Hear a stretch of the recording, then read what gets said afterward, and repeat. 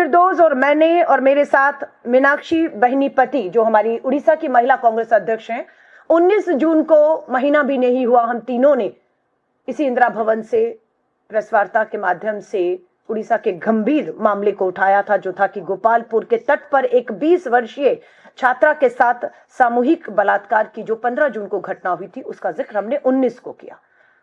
आज बहुत दुख के साथ कहना पड़ रहा है कि एक महीना भी नहीं हुआ है, आज 14 जुलाई को एक बार फिर से हमें आपके सामने आकर इस गंभीर चिंता को रखना पड़ रहा है कि उड़ीसा बेटियों के लिए मौत का कुआं बनता चला जा रहा है। मामला आया है बालासोर का।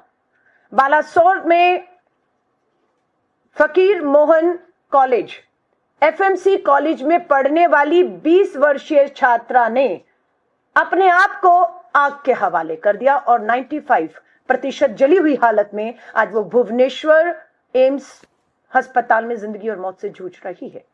क्यों किया इस बेटी और बच्ची ने ऐसा? किसने मजबूर किया कि वो ऐसा करे? मामला है, ये बताई जाती है अखिल भारतीय विद्यार्थी परिषद जो भाजपा आरएसएस का छात्र संगठन है। ये छात्रा एबीवीपी की पदाधिकारी है।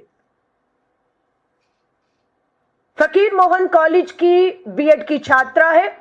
एचओडी विभाग का लगातार इस बेटी पर दबाव बना रहा था सेक्सुअल फेवर के लिए, उसे प्रताड़ित कर रहा था। अगर वो एचओडी को सेक्सुअल फेवर नहीं करेगी, उसे अंजाम भुगतना पड़ेगा, उसका भविष्य बर्बाद कर दिया जाएगा, ये उसको कहा जा रहा था। उसने स्वीकार नहीं किया इस धमकियों को और कॉलेज के प्रिंसिपल दिलीप घोष को जाकर इस बात की जानकारी उन्होंने दी कि एचओडी समीर कुमार साहू, नाम है समीर कुमार साहू, लगातार गलत काम करने के लिए, डराने धमकाने, भविष्य बर्बाद करने के लिए कह रहा है। ये बात 30 जून को प्रिंसिपल को बताई जाती है।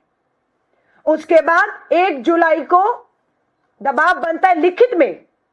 ये 20 वर्षीय छात्र मीडिया के सामने आई, सोशल मीडिया इसका देखा गया, लिखित में शिकायतें हुई। इसने शिकायत वहां के भाजपा के सांसद को दी, इसने ये शिकायत उड़ीसा के मुख्यमंत्री को दी, इसने ये शिकायत विभाग में दी और विभाग ने जांच के नाम पर बुलाकर कहा कि अगर साबित नहीं कर पाई तो तुम पर कार्रवाई होगी। अब उस पर दबाव कि साबित करो कि तुम्हें इस तरह के सेक्सुअल फेवर करने, भविष्य बर्बाद की धमकी दी, उस पर दबाव बना। कमेटी बैठती है, एचओडी आरोपी समीर कुमार साहू को बुलाकर नहीं पूछा गया। 10 दिन तक बेटी को ही बुलाकर सवाल किए गए और साबित करो कि ऐसा हुआ, ये कहा गया। 11वें दिन बेटी धरने पर बैठ जाती है कॉलेज के बाहर, न्याय दो।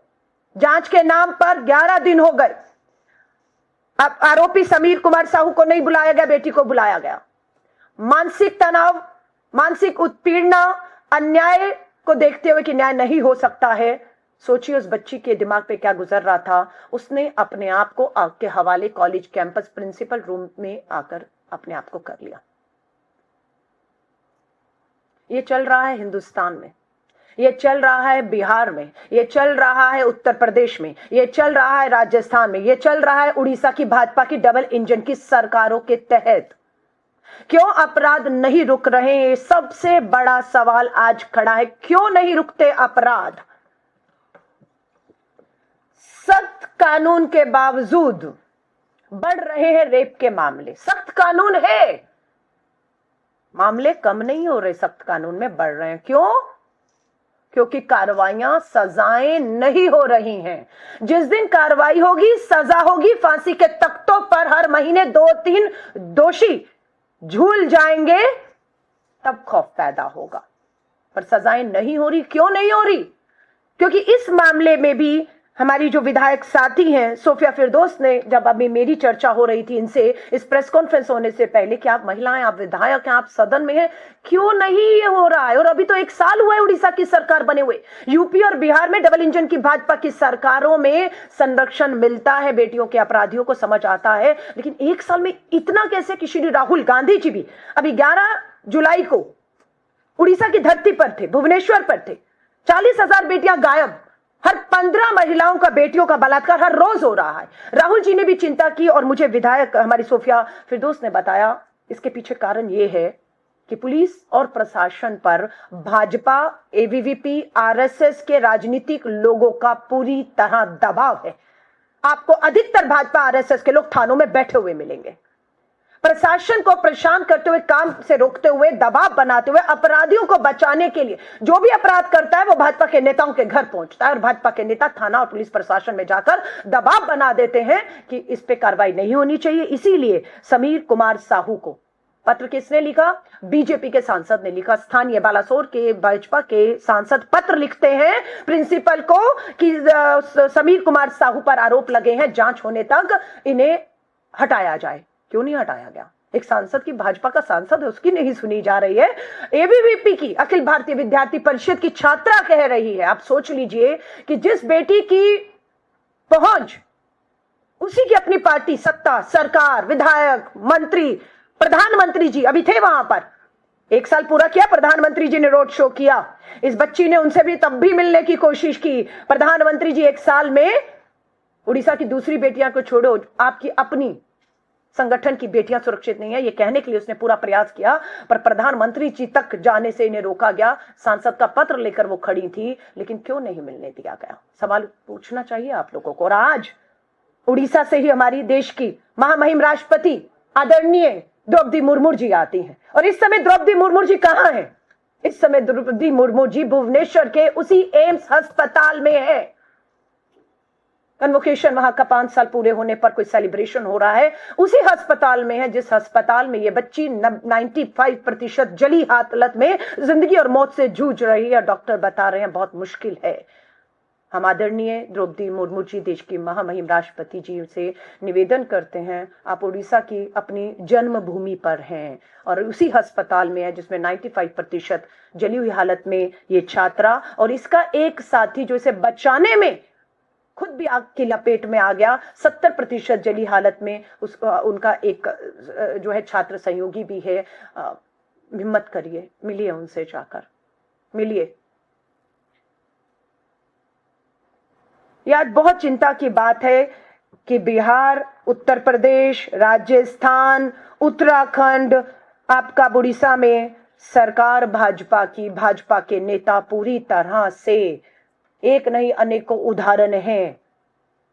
हरियाणा का मामला, Vinesh Phogat, Brijbhushan Sharan, FIR supreme court के कहने पर होती है। आज उस एफआईआर के बाद भी पुलिस ने आज तक ब्रजभूषण को बुलाकर उस मामले को ठंडे बस्ते में डाला है। कोई पूछताछ, कोई जांच, कोई इंक्वायरी, कोई सजाएं, कुछ नहीं है। ये बहुत से उदाहरण अपराधियों की हिम्मत को बढ़ा रहे हैं और उसमें भाजपा पूरी तरह से शामिल है। मैं सिर्फ आपको भाजपा के इस 1 साल के शासन काल के अपराध के आंकड़े, सिर्फ 1 साल में 2,14,113 मामले 1 साल में आए हैं। बलात्कार कितने हुए मात्र भाजपा के सत्ता में आने से अब तक? ये मार्च तक के आंकड़े हैं जो मुझे बताया गया विधानसभा और नेशनल क्राइम रिकॉर्ड ब्यूरो के अनुसार, जो है मार्च तक, इसमें जून, जुलाई, अगस्त, अभी ये जो है हमारे 2 महीने शामिल हैं। बलात्कार हुए हैं 3054 बेटियों के साथ। 3054 बेटियां बलात्कार की शिकार हुई हैं। इसमें हत्याएं जिन बच्चियों की हुई हैं, महिलाओं की 1260 हत्याएं हो चुकी हैं इस 1 साल में, और बलात्कारों में 8% 1 साल में इजाफा हुआ है। एसिड अटैक की घटनाएं 9 हुई हैं इसमें। 9 बेटियों को, महिलाओं को एसिड से जलाया गया है। कोई कार्रवाई नहीं है। सरेआम एसिड बिक रहा है, अपराधी खरीद रहा है, डरा रहा है, धमका रहा है। बेटियां अगर डर धमकाई में नहीं आ रही तो उन पे एसिड फेंक दिया गया। 9 बेटियां झुलसी हुई अपना इलाज करा रही हैं। आज सरकार बताए कितनों को सजा मिली, कितनी बेटियों को आपने मुआवजे देकर, वकील देकर, उनकी जिंदगियों को, अस्पतालों में जो जिंदगी मौत से लड़ रही है, आपके क्या प्रयास है? आज देश के प्रधानमंत्री जी से हम सवाल करते हैं, जो 1 साल का जश्न पे वहां थे, लेकिन अखिल भारतीय विद्यार्थी परिषद की इस छात्रा की गुहार सुनने के लिए उनके पास समय नहीं था। आज महामहिम राष्ट्रपति जी, आप उड़ीसा के भुवनेश्वर के एम्स में हैं, आप उस बच्ची को मिलेंगी या नहीं मिलेंगी? न्याय मिलेगा या नहीं मिलेगा? बताइए। आज पीठ थपथपाई जा रही है जब बच्ची ने अपने आप को बच्ची झूठ बोल रही है, हक के हवाले कर दिया उसने अपने आप को। और अभी भी आपको लगता है कि जांच होगी, दोषी कौन है पता किया जाएगा कि दोषी वो बेटी है या दोषी आपका एचओडी समीर कुमार साहू या प्रिंसिपल जिन्हें कार्रवाई करनी चाहिए थी और सब बचाने में लगे हुए थे। ये मामला अति गंभीर हो चुका है।